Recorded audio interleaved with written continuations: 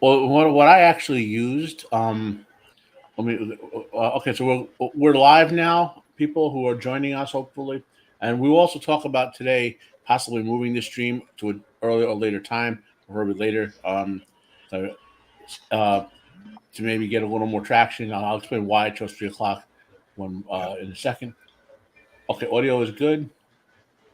Okay, so what Jacob? What I use for books sometimes.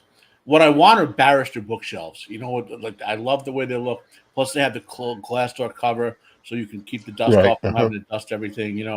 And I like to line those with LEDs. Now, those are expensive. Um, Technically, if I maintain my new salary, I'll be able to afford them. You know, um, won't say what that is on the air, but they gave me an equivalent of a 33% raise for my last 5 months with the company. So, you know, um, Right. and like I said, and if I maintain that salary going forward, I'll finally at my salary where I should have been a few years ago. I'll be able to improve my health further by buying some medical devices and things like that, saving up for a surgery I really need. But anyway, I like barrister bookcases. So if you don't know what those are, I'll find a picture of them. Uh, Yeah, those are nice. Bookcases. KN. Okay, yeah, I'll share this tab.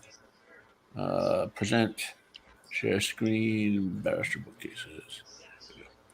Okay, so so these are the cheapo ones. I mean, I don't need an ultra Yeah. expensive product. You know what I mean? But the idea of a barrister bookcase is it has that glass door that covers the front. And the barrister is like a British word for lawyer, right? And you could see the law books in their case, or the books and figurines or whatever I'd want to put in them.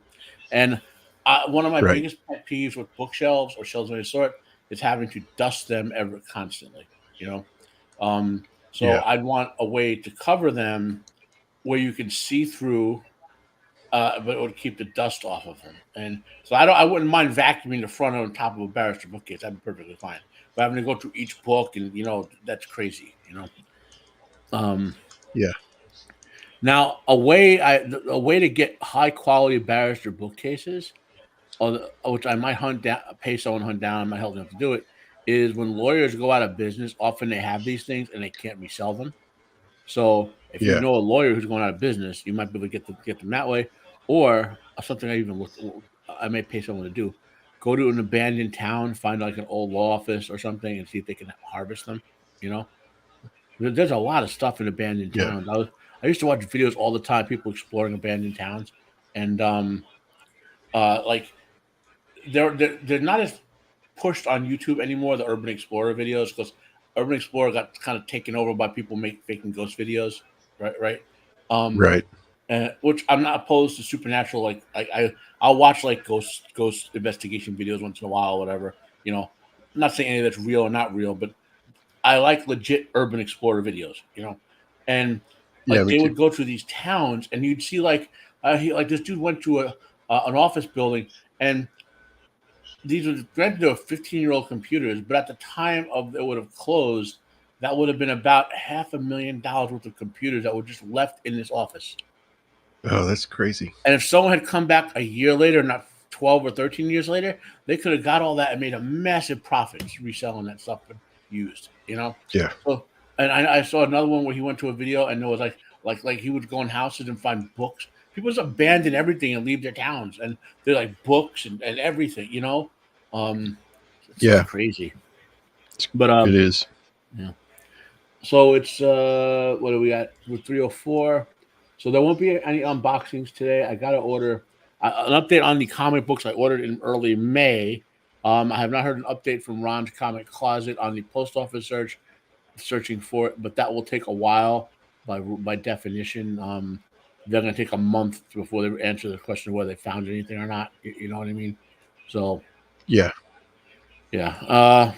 So I'm my next things from the world monthly order is probably going to be shipped in like 2 weeks, but I'm probably gonna maybe I'll do a pre-recorded video of me shopping for some comics and this weekend.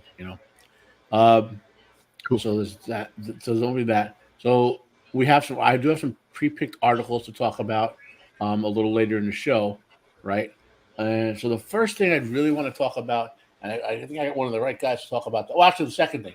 The first thing is potentially moving the show. Now, Jacob, I don't know. I prefer the reason I chose 3 o'clock originally for those who are listening is I didn't want to really not that I would ever be competitive with Friday night like tights or whatever, right? But I always thought that I want to do like a short, like 1 hour, hour and a half, just a little thing, nothing big, like a type of thing. Well, if you're interested in listening to this type of fantasy related science fiction, this type of content, Fandemonium type stuff. Um, maybe you'll give me an hour before Friday Night Tights if you like my stuff, type of thing. But then Gary went and moved Friday Right. Night Tights to an early setting, so that's a moot concept, right? Um, it's Right. kind of how like when the Super Bowl happens, everyone programs around the Super Bowl, maybe has like on other channels like talking about the Super Bowl or whatever, before Mhm. it. So I'm thinking of moving down to maybe around the 5 o'clock time Eastern Standard instead of the 3 o'clock. I don't know. Would that be okay with you, Jacob? Yeah. Yeah. That Yeah, sounds fine with me.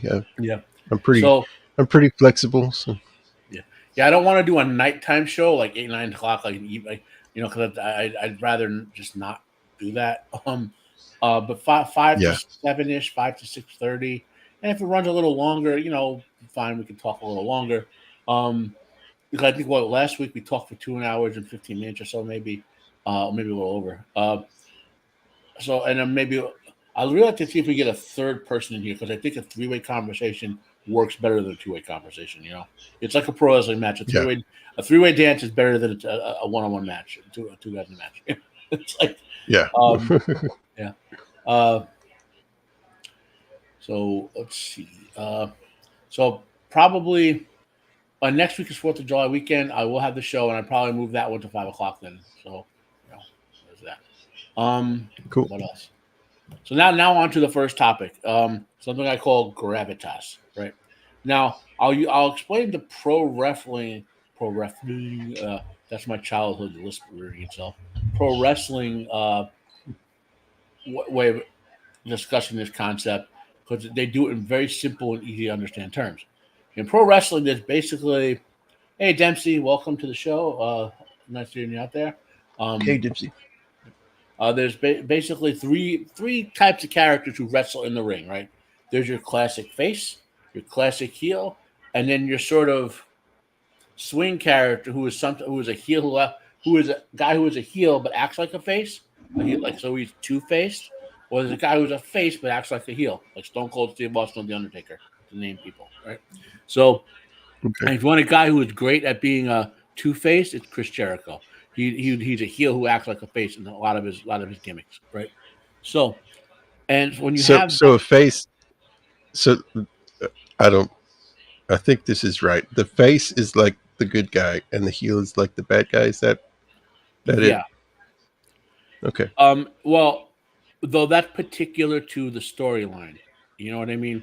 Like you Okay. can have two guys who are great heels, one of whom is a face in the storyline. So for example, uh, Raven and no, you won't know who each of you guys are. Undertaker, who Know who for that is? Undertaker. No, I'm trying to think of an actual example for this. Uh, no, Undertaker became a face for most a pure face. Uh, Rock. Well, I'll explain it in general context. Don't waste time. So, in a storyline, let's say a guy is a heel, two guys are heels, right? But they still hate each other, right? So, in the storyline, obviously, and one dude comes in and knocks out the other guy's wife as part of the storyline, right?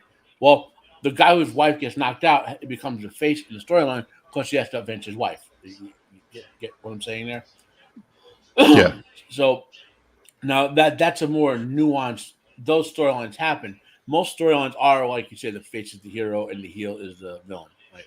So, and there's a saying I use where, well, before I do the saying, when you in a storyline, the heel generates what's called the heat, which is uh uh what? Boy, Survivor. That is strange, Dempsey. Very strange. You know. Anyway, so heat is the crowd reaction to negative things done in the wrestling match. So if you give someone a low blow, like you strike them in the groin, that's a heel like action. So the crowd should boo it, right? So that's heat. You know, Right. where so the whereas the um, face, he wants to generate cheers. Whenever the face does something in the ring, assuming he does face like heroic actions, or if he's we'll leave out the example of the two heels in the match, right? When, he wants to generate cheers like yeah, go go, or during his chant like Daniel Bryan had the yes chant, Um, so that's kind of Right. so now in a storyline, heels generate the heat, faces make the chase. So in a storyline, when the guy causing the storyline is a heel, he's building up heat in the storyline. So when you take him down, the crowd pop makes the face gets him over, right? Whereas in the Uh-huh. storyline, when the face is the generator of it, when the heel takes him down, he catch. It's like a predator catching the prey. You know, it'll rebound and Yeah. generate more heat. Because now the face is in trouble. What's he gonna do? Tune in next week. Same wrestling time, same wrestling channel. And so that's kind of how those concepts work, right? Now, there's two types I would say of storyline that relevant to this. Okay, there are comedic storylines, which are mid-tier storylines, which usually are how you get so because you don't want every storyline to be gravitas, to be ultra serious, or no one's like overexposure. Too much of it. This isn't just true for wrestling. This is true for anything. Overexposure is the killer. It will just kill anything. Right. So I mean, Babe Ruth is awesome, but if every dude's hitting 700 home runs for his career, not so awesome. Um, Yeah. and so last night, right? So we got the concept, and the other side is gravitas. So gravitas means in a story when the heel, the villain in the story, does something and generates heat. It's there's a weight to it, a moral, it could be it doesn't necessarily be a moral way, but a moral way, that there's a pain, a price being paid by what he being generated by what he's doing. That the people he's killing, the lives he's ruining, the money he's stealing, the whatever has a real cost to those affected, right? And that's the gravitas of it, Right. right? And I know we're on a short show, so hard to sort of um, you know uh, really, but this you can go. There's a lot of stuff you can read that sort of explore this concept. Joseph Right. Campbell talked about some stuff related to it in his writings and uh, shows. Anyone who's interested in this in fantasy or science fiction or pro wrestling or writing or watching it should go at least if you don't want to read Joseph Campbell's stuff, which honestly I've only read one of his things. Go watch his interviews, especially he did some with what was that guy's show? Charlie Rose. I think he did interview Charlie Rose years and years ago. The Power of Myth, Joseph Campbell, The Power of Myth. You know, I should get that special and try to Yeah. rewatch it. But anyway, the point I'm getting at is now I have the concept at play, right, that we're talking about, right? So last Right. night, Jacob was with us. We were talking about the Crapolite, and why to me the fifth episode was the worst of them so far. There's a Nine Inch Nails album called The Downward Spiral. Then there's a follow up to it called Further Down the Downward Spiral, and there's a follow up called Even Further Down the Downward Spiral. Now they're talking about mental health issues, right? Trent is talking about. But I borrowed that phrase to talk about this one even further down the downward spiral because this episode just keeps going further and further down, spiraling down into the pits of horrible writing, and like so it opened with this lightsaber fight, right? And everyone saw the 10 Jedi with their lightsabers all in their pride flag array of colors. Did you catch that, by the way, Jacob? The colorful array of colors. Yes, I did. Yeah, yeah. Um, Standing there, and the mean potential Sith, whatever, uh, walking up on them, and and all that. And that was our cliffhanger for episode 4. And right away, I knew what was the, because you could predict the bad writing, and I was like, "Yep, that's what they did." And what they did was, so we learned, the hair gel Jedi Dodie or Brody or whatever his name is, right? He and Horngirl got introduced like in the first episode, right? So we had some character Yeah. development with those two, right? And being fair, uh, most of the actors in this show are okay. In some cases, one or two really good ones, or who do like the guy who plays Soul is doing really well for the crap he's given. Uh, the act, Yes. the dude we're calling him Discount Ezra Miller. I don't know his name. He's his name is I looked him up. He's a Canadian actor of Filipino descent. He's been in a couple other things. Anyway, uh, I liked his role in the first thing when he was playing that side character, Apothecary. I really liked how he was playing it. So this suggests to me this guy is a decent actor, right? Um, I hated when they made him the bad guy because it ruined his good side character. You know what I mean? So anyway, um, so we introduced the other like 7 of the Jedi there. Did we even, other than being a background character, did we even see them before the 4th episode? No. And Huh. they had no They never character even said a development. word. Nope. No words, no characters, no reason to care if these red shirts, to use the term, live or die, right? But then, okay, fine. Let's say um, well, then what do you do? Well, if you kill them off at the beginning, like they did, it becomes basically redshirting. People just killing these characters in an effort to make the bad guy look good. But if you don't care, if you don't care about the faces being taken out by the heel, there's no gravitas to it. The storyline has no impact. Right. Because There's no remember, point to it. yeah, we don't live I in the mean, Star Wars universe. Oh, gosh, go ahead, Jacob. take Sorry. take this for example. Take this for example. Band of Brothers, The Replacements, the episode. Mm-hmm. They introduce you to the replacements, let you get to know them a little bit, and then throw them into battle in one episode. So you get that in one episode. They couldn't even do that in Mm-hmm. this. It's ridiculous. Yeah. So, what was I going to say? So you have this scenario, right? And I'm trying to catch the particular thought I had. Uh, by the way, you also go watch Band of Brothers. It's a great show. You know, we how long ago did Yes. we do our talk about it, Jacob? It's been a few months. I Yeah, can't remember exactly between when. 4 and 8 months ago on Jacob's channel, we did a review of the show. Going over the episodes and interesting stuff. So you also go check that out. uh, anyway, so we get to the beginning of this episode, right?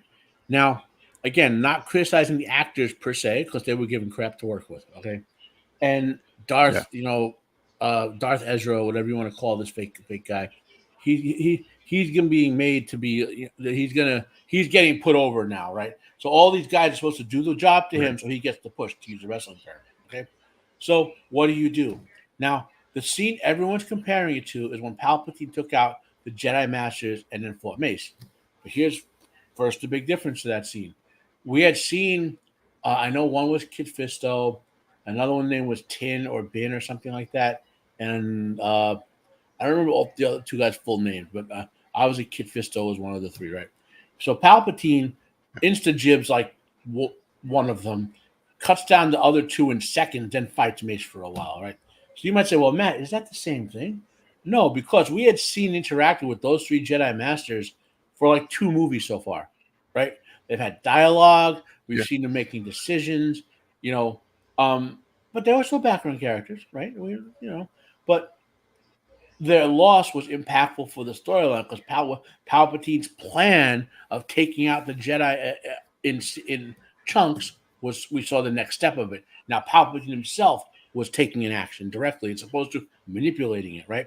So Yeah. that Palpatine's fight had weight. That even though it was short with those guys, them dying had actually had gravitas to it because of how the story developed. So then we get to last night, right? It was not last night, last episode, right? And we hit the beginning of it, and immediately they did the same thing. Didn't five of them die within the first 5 minutes of the fight? It wasn't even that long. You Yeah. know, they and well, I'm not talking about the horrible choreography in some cases, or um, the stupid thing they did. They keep doing. We talked about it on Roman show that this camera technique from the Bourne movies where they don't show you the fights cleanly. They keep cutting away and putting funny angles and trying to let your imagination fill it. Yeah. Right? You know, and so they're basically so you gain nothing. You're like, you just killed a bunch of dudes. You just no like this guy is a badass or the evil guy.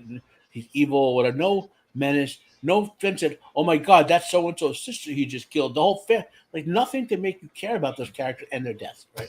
So that was part A. Now, how could they have done it even without giving them dialogue? Makes the whole episode a fight where he stalks them through that forest, and you could see them being looking for him. Maybe the younger ones are afraid, and like maybe one of the knights said, "I'll protect you," and then while she watches the knight gets cut down, and like have the actors act out the match, so to speak, the wrestling match for more than 5 minutes. Then you might be able to care for those characters in the context like you were saying, introduced them in the episode, blah blah blah, and but they didn't do that either. Right. So nothing. So Darth Ezra, whatever you want to call him, gains nothing from killing all those characters, right? And then we find out later he didn't really seem like he wanted to kill any of them. Otherwise he would have killed. He would have Yeah. killed. So and it just storylines like that just drive me crazy. Like there's a lot of stuff in Star And Wars. another thing you can compare to the Palpatine fight. Palpatine doesn't play with it like he knows I can't take on all four of them at the same time, so he takes out the weaker ones first. Yeah. That's that makes sense. This didn't Well, make sense. It was oh yeah. just Well, hang the on a second. psychology. While he's saying that, I'll get this out there. The psychology of Palpatine is very interesting, and I know you have to go into the EU with the novels to sort of catch some of this, but the Sith way that Palpatine inherited was one you would master all the Jedi techniques that they know of, right?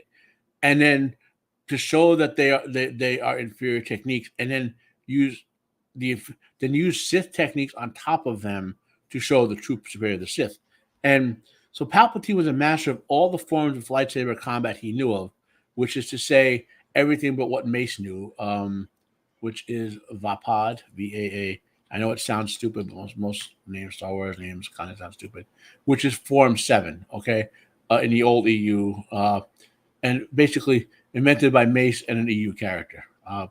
So, and Vapad, the reason he couldn't, a dark side user can't marry Vapad is because it uses the dark side against itself.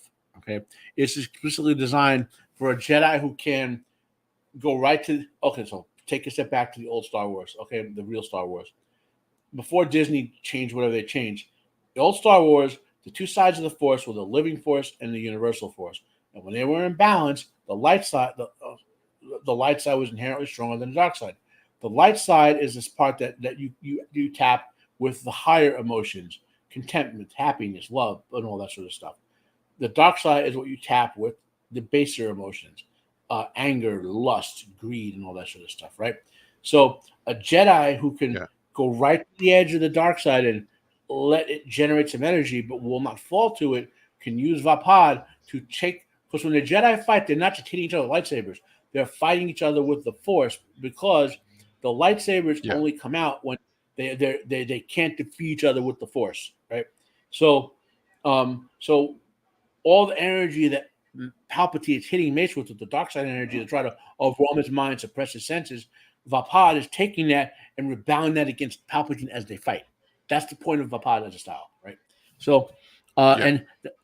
and when he did that when he killed the first, he overwhelmed them with with contempt because he had contempt for the Jedi way, the Jedi fighting techniques, and he used the Yeah.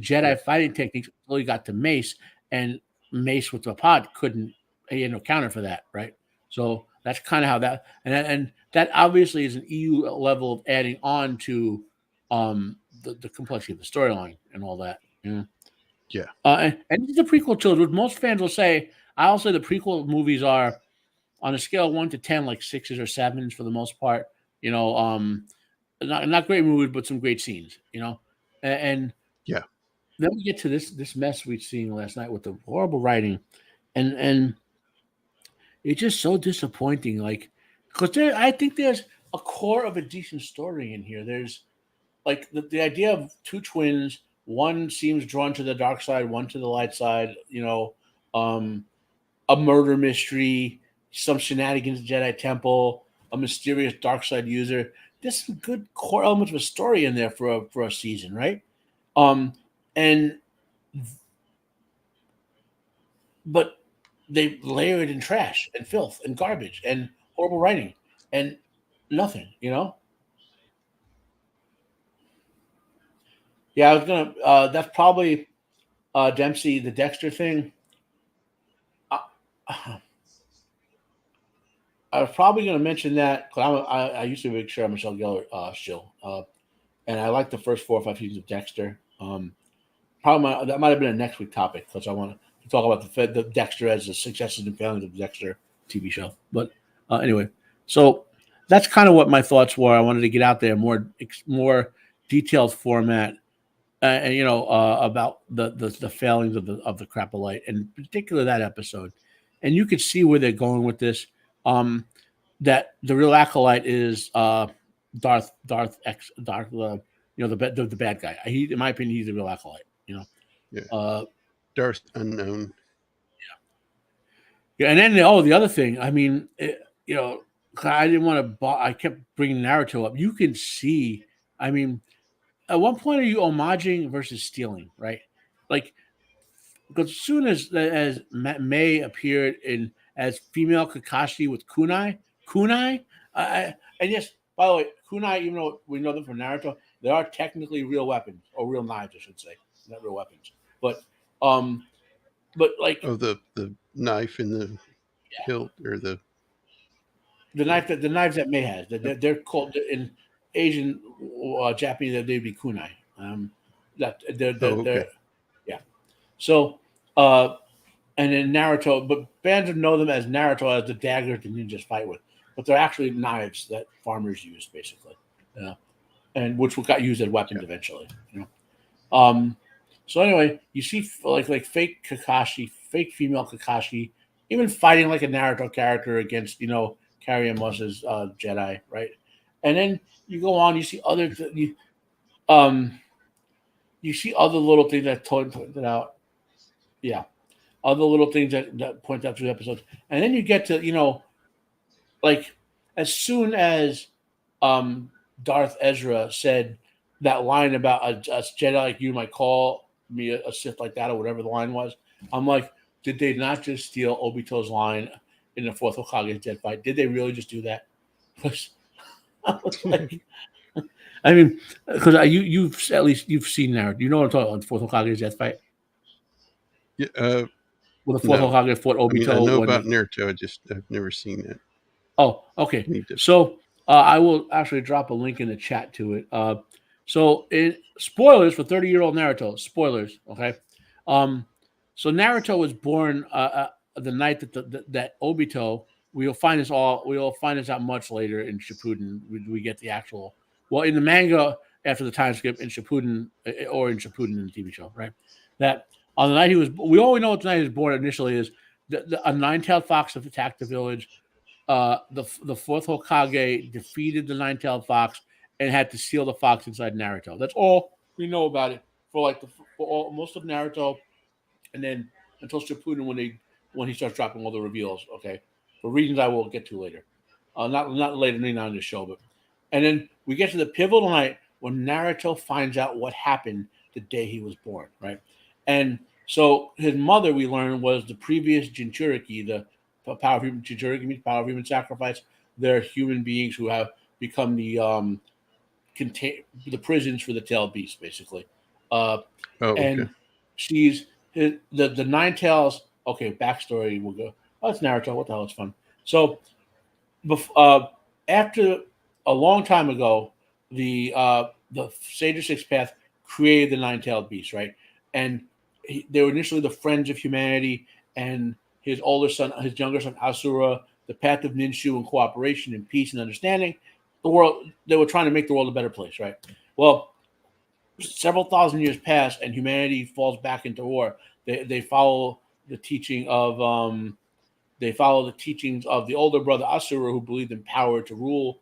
But he, in a way, he wanted to protect everyone, but he got corrupted by an elder being, um, and all these wars break out and all that. So the Telbees go into hiding, right? Uh, Fast forward to Hashirama and Madara, the leaders of the Senju and Uchiha clans, who are the descendants of the sage's sons, and the key to the two sides and all the ninjas fights.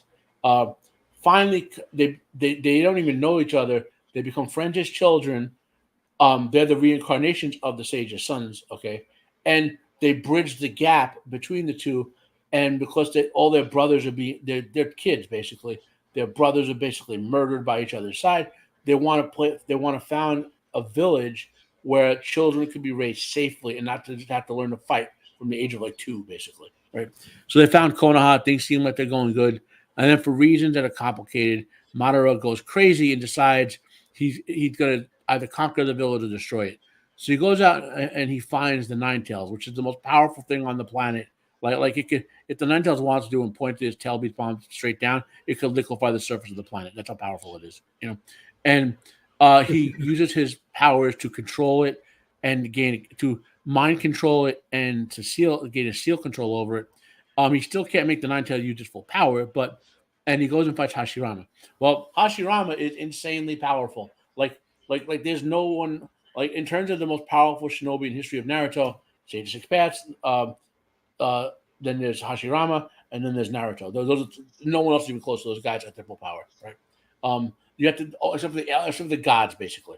Uh, so they fight. Hashirama captures the Nine Tails, and this is when and Madara they think is dead.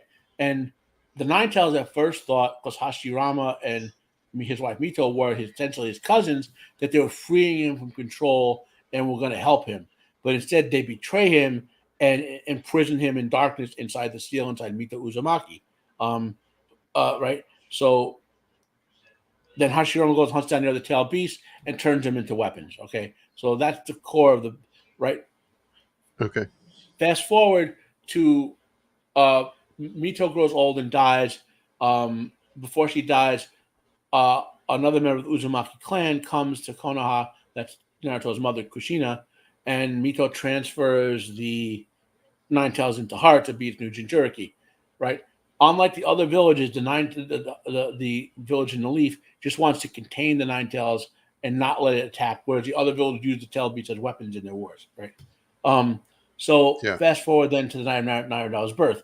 When a female Jinchuriki gives birth, all the energy maintaining the seal gets diverted to the baby, so the seal can break down. So they take Kushina to a particular place, and while she gives birth, her husband, the fourth Hokage, maintains the seal externally, right? So it goes good. Naruto is born. Minato starts putting the seal back together. They think it's going to be perfect. And then Obito attacks. He sneaks in. He murders the third Hokage's wife, who's the one delivering the baby, and a couple other people there, all the Ambu. And then he kidnaps Naruto and causes. Eventually, he rips the Nine Tails out of Kushina and attacks the village. That's how the Nine Tails attack the village of Naruto's birth. Now, on the side of that, Minato and Obito, who doesn't know he's Obito, he just knows he's got. We don't know he's Obito until many years later in the story. Um, has what's called the fourth Hokage's death match, and so he saves Kushina, who's dying, but he saves her. She has a strong life force, so she lives to be able to help him later in the fight. Um, and he has this like 30-second, 2 minute. He had a bit of conversation with this mysterious attacker. He sees the Sharingan in his eye. That's new Chia power, and then he asks him, because only Madara Uchiha had ever controlled Nine Tails, "Are you Madara Uchiha?" And he goes, "Oh, what was his exact line? Um, some might call me that, or something like that." I remember the exact wording of the line, you know. And let me see if I can find it. Yeah, yeah. That's true. Although that's a little complicated with the lore there. So we get fourth Hokage's. If I can find the I mean, exact. that's not just getting inspiration from something. That's just out and out copying it. Yeah. So I'm looking for. Uh, I'm looking for the exact moments. I can't because Naruto. If I play the whole thing, I'll get like they'll. The people who own Naruto will will want me to delete my whole stream. So I'm trying to find the 5 second clip. You know Yeah. what I mean? Yeah.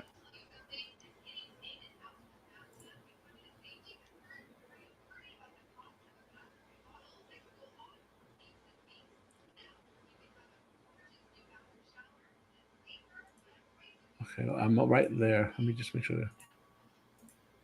Okay, well, seconds earlier. Okay, got it. Okay, now I'm going to put this up. We move this to this and share my screen. Present, share screen. Yeah. So this is the English dub version of it. Uh, Let me know if you I think there are other subtitles here. Okay, yeah.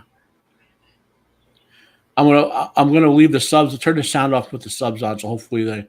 Yeah. So this is right as Minato is about to confront the mysterious Uchiha.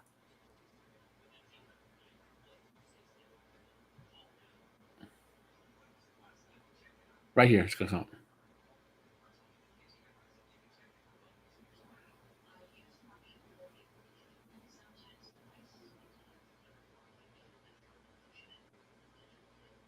Let me pause it for a second. Okay, so this is wait.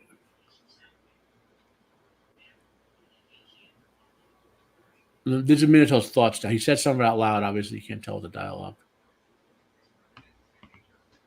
It should have been right there. Maybe it's right after the scene. He's gonna say to him, "Where is it?" So this is him versus Obito. Let's pause a little more. It's in here somewhere. It says Minato using his jutsu, the Tiranshin no jutsu, which is kind of like teleportation, to get the surprise attack on Obito. It should be right here. He marks him. Pause again. That's Minato putting Tiranshin mark on Obito. So now that mark can never be erased, and Minato can track him wherever now and teleport to him. It's like a death sentence. Oh, that's cool. Well, Minato.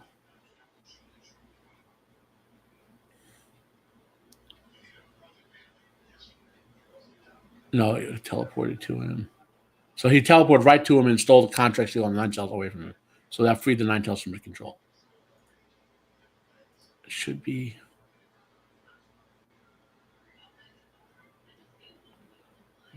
Injury me, bring Nine Tails.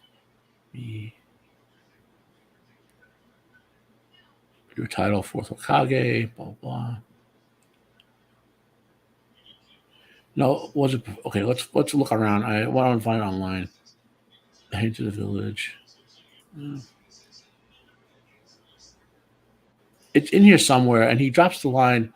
I just can't find it right now, guys. I don't want to like copyright strike myself. I'll try to find the clip. It's right in there where Obito says, uh, he goes, "Are you Madara Uchiha?" And Obito replies, "Some might call me that." Like, and the way he delivers it, the line that Darth Ezra delivered, like everyone who saw Naruto, like your who was it? Someone else said, "Yeah, I thought I was crazy for thinking that." You know, I can't remember who it was who said that though. He was in one of the Somebody bottom on two stream boxes. with us last night. Yeah, on the stream. You know, and so it's so this is my question now. How much I think it was of Sammy.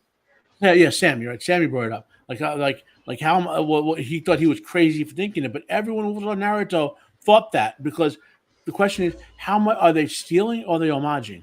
You know, yeah, Dempsey did just stealing other Yeah. people's work. Now, I mean, you could do an homage to that scene, but you have to change it a little more. You know what I mean? You can't just have the same, the same. I don't know. It's maybe if they stole less and they did the one scene, like you could call it an homage, but they just keep stealing. Like I think Yeah. they're. It's like that. Did I say it last night? These people should be writing like C grade movies and pornos, not A grade work, A grade quality. What's supposed to be A grade quality stuff, and like it seems they just take whatever they were a fan of, steal it, and put it together to make something new. That's what they seem, what they think is new. You know? Yeah. So, I mean, they did the same thing with the Wheel of Time in episode 3. The the strand that, you know what I'm talking about. They um, described the Force as a thread. oh yeah, yeah, So yep, and well, we've seen. that's why I it's saw. fan fiction. Yeah, That's why it's fan fiction. that's an I mean, insult to that's fan fiction. basically what you do when you're starting off for fan fiction. You copy this and this and this. It helps you learn. But It see, does. I mean, but this is worse than there's fan fiction that's 10 times better than oh yeah, the there are Acolyte. fan fiction stories for like oh just Naruto. I've read a lot of Naruto fan fiction. There's a couple of stories, like one where what was it called? Through the Looking Glass, right? Where again, the story of Naruto is that Naruto is protecting the village as a child, and they didn't really go after him because they eventually they had to get the nine-tailed fox, but they can't take the nine-tailed fox because you can't put it inside the ghetto statue until the eight-tailed beasts are in there, or the nine-tails could possibly take it over and on his own, and that would defeat the point of putting nine-tails in there, right?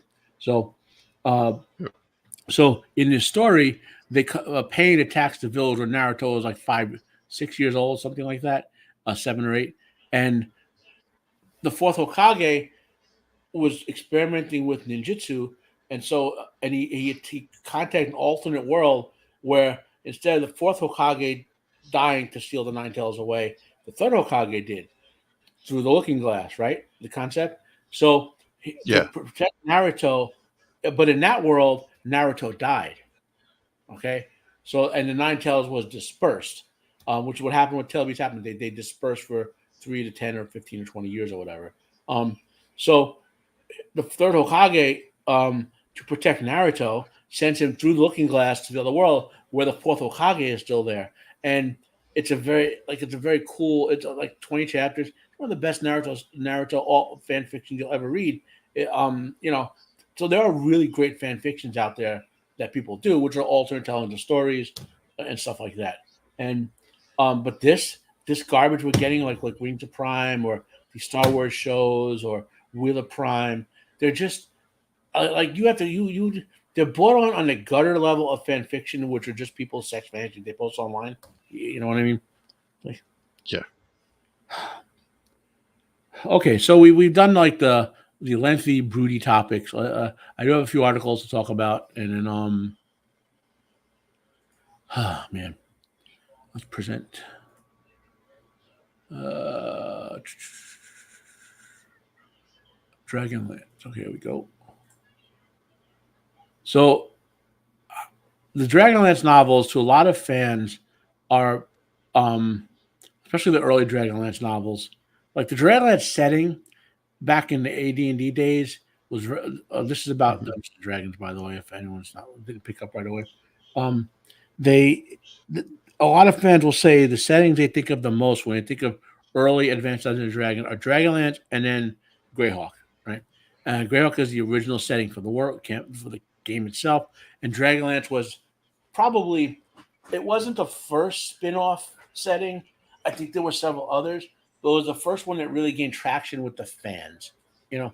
And Margaret Weiss and Tracy Hickman co-authored the Dragonlance series of novels, and fans loved them. Okay, even if you didn't love the setting, like I personally didn't love the setting as much, but I loved their novels. I remember that. And so she's Yeah. talking about Now Wizards of the Coast, who owns Dungeons and Dragons now, they modern they re, what's that phrase, Jacob? Something for a modern audience. Uh, re Yeah, yeah. I know what you mean. you know reimagined, diversified or Yeah, whatever. reimagined for a modern audience. Yeah, yeah. She's surprised they didn't attempt to do that, but because in the actual new player's handbook that's coming out, they use depictions of the characters as they originally were, and didn't turn one of them black and one of them like a space lesbian or whatever. The blue Hmm. haired space lesbians that were the blue haired space lesbians from the planet Zombos. Um, uh, and she was surprised. So we're at the point now where authors are surprised that they don't actually wreck their work. You know what I mean? Like they're not even expect. Like now, authors used to be thinking, "Oh my God, you're wrecking." Now they're shocked when they don't, and that's the point of this article, which I will edit into the topic below, the description below, so people can read through it. But it's a pretty interesting read. Do you ever play any role playing games there, Jacob? No, I haven't Yeah, played any.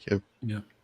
Which you don't have I'm to. actually thinking about doing it on a uh, live stream. Yeah. Oh, it could be fun. However, if you want to read some good novels, the first Dragonlance novels by Hickman and Weiss are really good. Okay. Let me look those up. Dragonlance novels. Dragonlance novels. List of Dragonlance novels. So here we go. Let's share this tab. So these are the initial ones: Dragons of Autumn Twilight, Dragons of Winter Night, Dragons of Spring Dawning, Time of the Twins, which was a sequel to the original trilogy. So we think of the Dragonlance trilogy and then the sequel: Time of the Twins, War of the Twins, Test of the Twins. And the twins are two of the characters in Okay. there. And then after that, the whole novel series exploded. Legends of Humor was also pretty good. Humor is a legendary paladin from that world. Um, I read through the Legends of Humor. I think I read Darkness and Light, and I think I read Brothers Majere. Uh, but all the Hickman and Weiss ones are great, and then at least the Legend of Humor and Brothers Majere and Darkness and the Light are good, right? So now that obviously the 1990s where they keep expanding the novel series, I didn't read most of these. Okay, but if you ever want to read a good bunch of novels, the Hickman and Weiss Dragonlance novels are very good. You know, and so Yeah. there you go. Okay. On Cool. to our next. I'll We check it out. mentioned this before. The Superman suit. Now, let's so we obviously they're comparing it to Henry Cavill's suit, which influenced a lot of the suit designs. Like if you watched Yeah. Supergirl or Superman and Lois, they had a suit similar to Cavill's suit with sort of scaly look. Yeah. You know, Uh-huh. yeah, which I'm okay with. I mean, here's the problem with Jack Snyder's Man of Steel. One of the problems: there's a version of because the suit wasn't actually that dark. If you saw photos of the suit, Zack Snyder put a mask on that made all the blues become darker after the filming. Yeah. Okay, and there's a cutout there where someone, Dempsey, at some well, I read the ones I told you, but I don't remember. I know there were books that came out after the initial run of Dragonlance that came out that filled in the gaps in a lot of cases. I never read a bunch of those. I will say now, not to get sidetracked too much before we get into it. So I read those Dragonlance novels. I read like the first 7 Harper novels. I read all the just that's others another world setting. I read a lot of the novels in the '90s and 2000s, but only those 7 or so Dragonlance ones. Okay, but back to Superman. So uh, there's a cut of this out there where someone takes that mask off and his suit looks fairly bright blue, you know, and Uh-huh. um, and to me it makes the movie like I rate it at 8 out of 10 as far as being a movie, and more like a 6 out of 10 as being a Superman movie, because the ending. But it makes it adds like a half a point to it in my estimation because it takes a lot of that excessive darkness that Snyder puts in all his movies out of the film. You know. Hmm. So our first exposure to this Yeah. suit was this dumpy looking scene in the dark, and my I wasn't worried about the dark color of the suit because I know there wasn't a lot of light in the scene. But I did one thing I did gave me a lot of hope was you can see a belt on him, and that to me is a Yeah. big thing. Yeah. Superman, Right. yeah, yep. He has to have a belt and a red something red around his waist. Does not have to be the full red trunks, but we'll see something in a second. But there has to be something red around his waist to make the suit be to me a Superman suit. And now we go down. Now we see he's getting there's the belt, the yellow belt, and with the red on it, and the red trunks. And Hmm. I like the coloration of it. It looks like Let me sign the picture. Kingdom. Let's see if I can find the image I'm thinking of. Uh, okay, let's go here. So it reminds me of this Superman, the Casey Superman. Yeah. The Kingdom Come Yep, Superman. Yeah. which Christopher Ruth played in the TV show. Uh, anyway, see if I can find a better, like the stylization of the logo. If you get what I'm saying, you know what I mean. Yeah. Yeah, Hmm. yeah, Yeah. I like It that. I like that look. yep, yep. And if you've ever read Kingdom Come, it's a really good story. Yeah, It's on my list. yeah. The follow up is stupid, but the original Kingdom Come is good.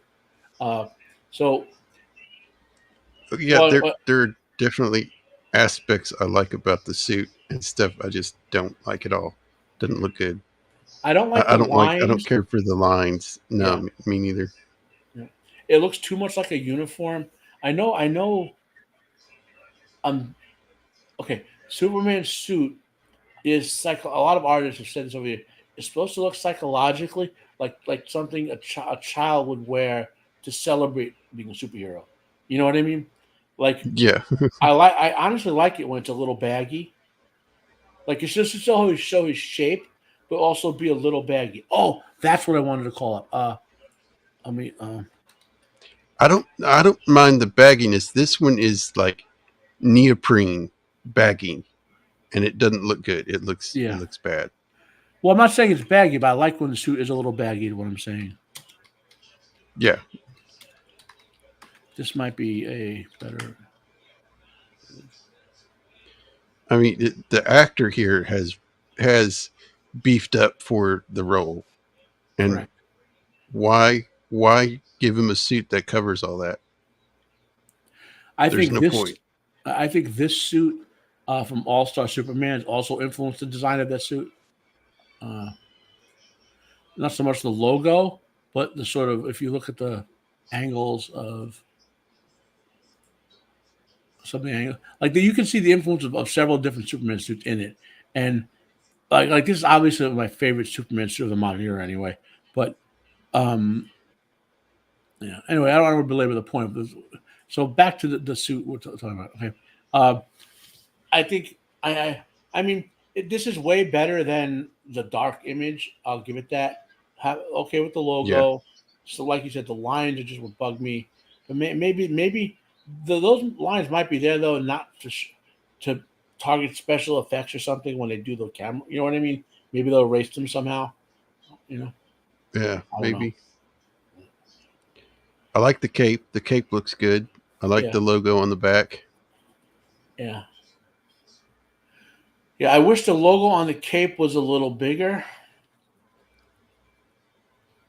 I'm okay, I like the Yeah. profile the actor has with it. His posture looks good. You know, the side profile looks good. He has the trunks, which is good. The Yep. belt. Mm.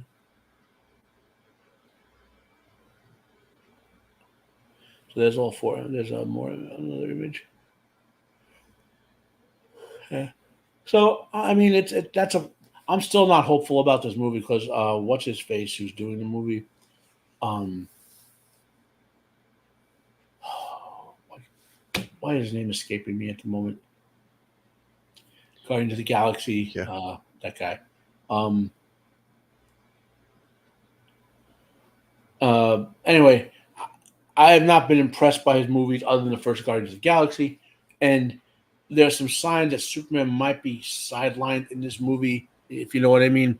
I don't mind a Uh-huh. supporting cast of heroes, but I don't want Superman to be an ensemble in his own movie. If you get my drift. Yeah. Have you seen the Clark Kent? Him as Clark Kent? Uh, I thought I saw. Did I see it? Let's.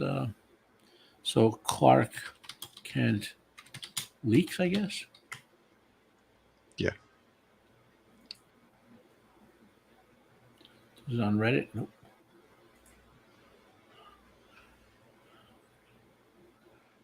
Images. Is it this? Yes. I don't like the hair. I'll tell you that much. No, that's big glaring. James Gunn is the director. Yeah. I mean, Yeah, if you I look at, don't get why. I mean, it's better than 1990s mullet Superman, which was a thing in the comics. You know, Yeah.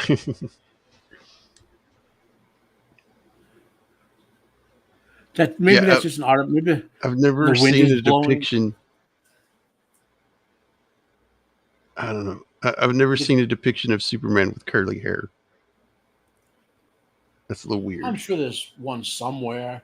Um, well, I mean, maybe they're going with Clark Kent has curly hair and Superman doesn't. I'd be cool with that. I don't like how the glasses are low on the nose. The shape of the glasses, though, is okay. Yeah. I mean, we'll have to see a little I could see more. it being a joke, maybe. Yeah. James Gunn playing a joke on people. Oh yeah, that's quite possible. That's now a thing now where they plant stuff. You know what I mean? Like they just drop things just Yeah. to either misdirect people or whatever. So I got two. My next two articles are related to Lord of the Rings. One is a brief lore annoyance. Oh God. So the Barrow Wights in the actual Lord of the Rings, not in Rings of Prime, were created by the Witch King of Angmar in the Third Age, possibly late in the second. I don't remember. No, the Third Age because the Witch King of Angmar wasn't in the Second Age. So how? So now are we going to have the Nazgul created before the Nine Men even get the rings? Oh, I every time you think this show can't screw up the lore more, you get this stuff, you know. And I don't want to belabor it, but when is the premiere date for this? August something or other, or I August. don't know. I'm I think yeah, because they always punish I on haven't paid Jared. any attention to this. Yeah, it's late August, and they punish us on the anniversary of Tolkien's death, which is early September. So that's yeah. Yeah. Yeah. And then onto a potentially good Lord of the Rings thing. That is so stupid. Everything about this show is stupid.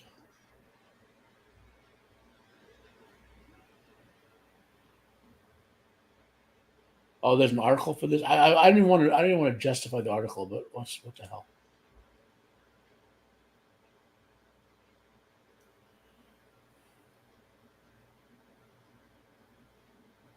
God, I just can't. Let's go to potential good Lord of the Rings stuff. So Yeah. the search for Gollum is the hunt for Gollum or the hunt for Gollum, right? Well, is the story in the appendices and both bolstered by some details and other Tolkien sources of how they're trying to find Gollum uh, before the events of Lord of the Rings, and Aragorn is heavily involved in that. Okay, it's really an Aragorn story, right? And Yeah. uh, there's a fan fiction movie which I have featured before uh, Yeah. on this It's good. channel. It's an excellent fan fiction of it.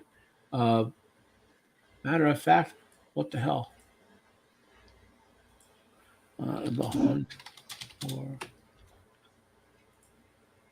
And I know Peter Jackson has seen this movie.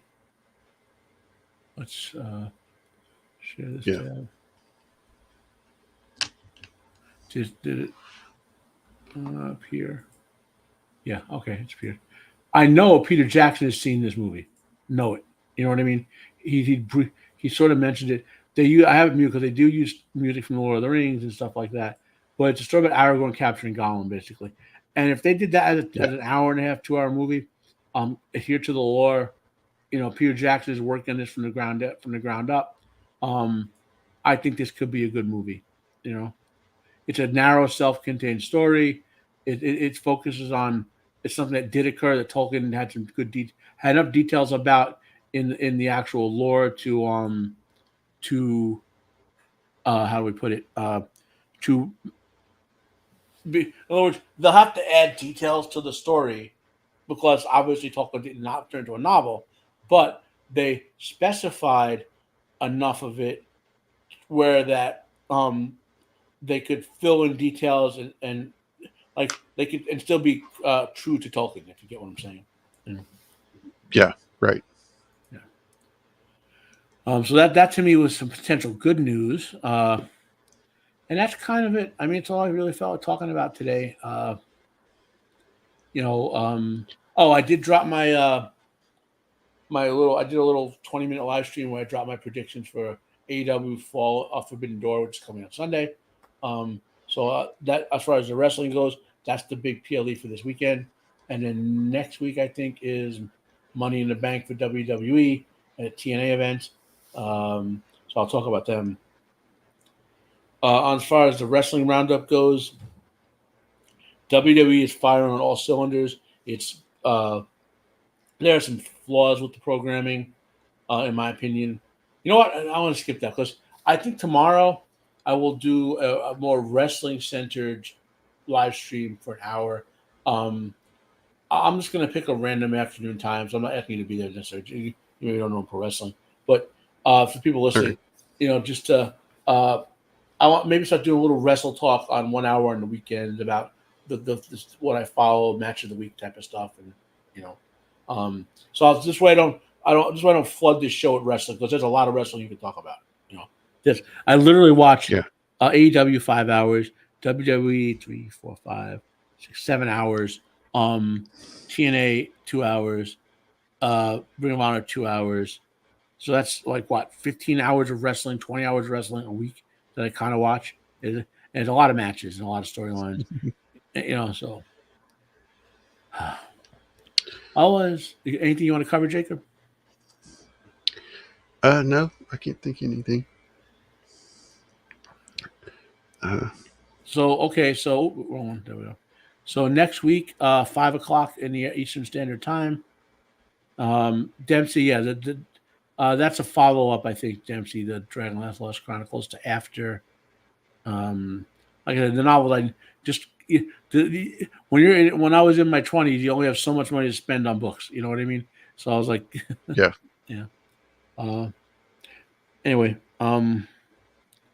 it's funny. A lot of those now no one talks about. Like I said, the early Dragonlance novels, the early Forgotten Realms novels, all the first 9 or 10 Drizzt novels, and very little traction gets talked about those books. But to me, they're 20, 30 years later, they're still good reads. Yeah. So next week will be 5 o'clock p.m. 5 Standard Eastern Standard. Jacob, of course, should be back. That's July 5th. That's a holiday weekend. What do you got coming up, Jacob? Yeah, I got X-Files on Tuesday night. Then Roman show. I think that's it. Yeah.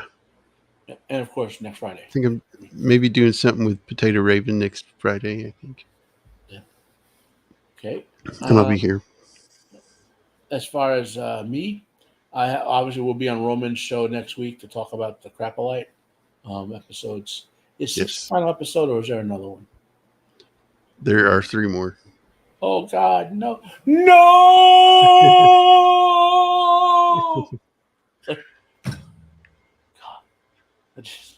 God, oh God. I need drugs. More to make fun of. It's so. Oh God, man.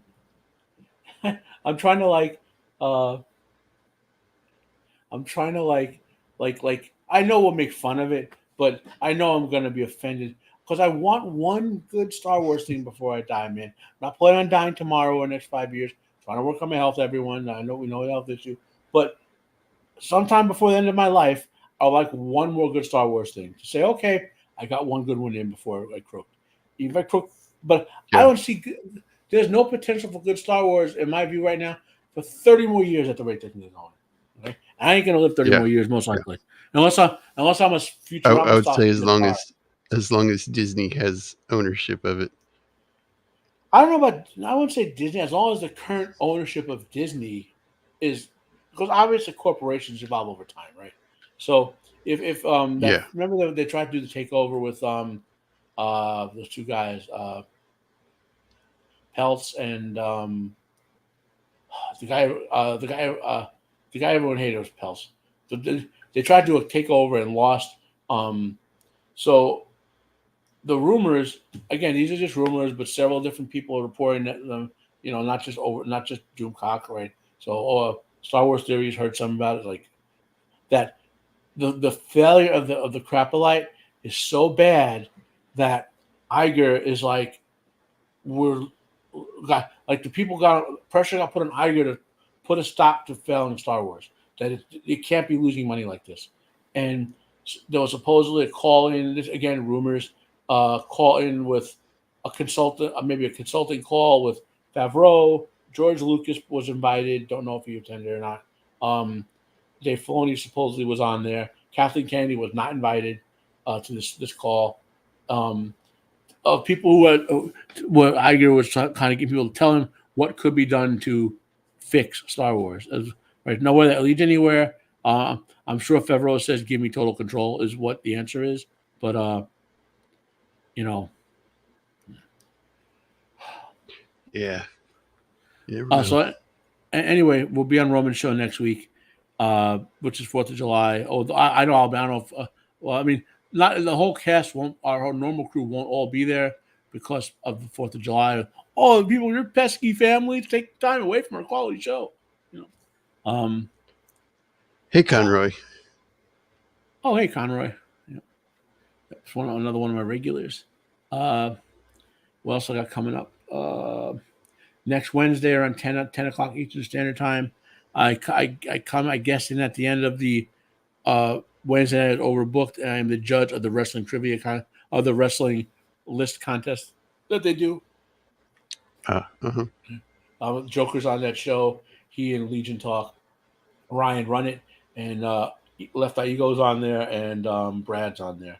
Uh, who else? What else?